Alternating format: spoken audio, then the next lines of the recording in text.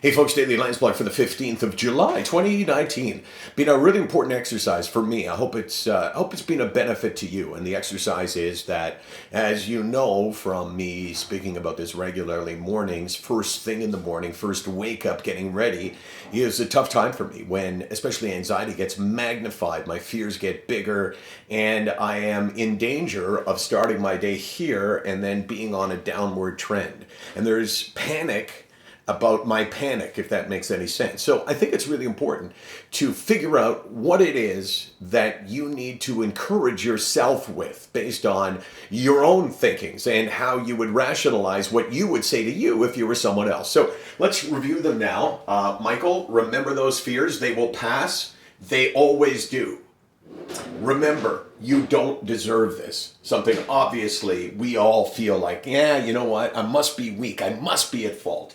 Number 3, your mind doesn't steer you, you steer it, Captain. And that is something that we have to remember, that we do have a measure of control. I'm not saying we have full control. Otherwise, of course, none of us would be sick. We would just go, okay, I'm controlling my mind and bang. But we do have some control. And it's really important to remember that you are not being dragged totally by your illness. I made reference to Captain. I am the master of my fate. I am the captain of my soul, which is a very famous poem, but I think really important. Number 5, the 2010 Olympics biathlon. I was trying to recall a moment where I felt really good about myself, when I probably thought back at the time, you know what? This is pretty good. And this is something that I do well. And this is something that I did well. And it's important to be able to reflect back on those times when you feel like, yeah, you know what, I'm kind of useless. I kind of got nothing. So I look to a moment like that. And what is that moment in your life when you thought, you know what, it's kind of all come together. And then today I have this. Accept it.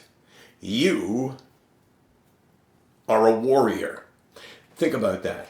Today, as you're looking at your mirror, it's not the first time that you have been in this situation. So think about it, whether it's been a week or a month or a year or 10 years, whatever it is. You have made it through all of those days, weeks, months, and years to get you to this place. And you need to remember that you are a warrior, that you have fought. And the fact that you're still here, you're still fighting, means that you have won.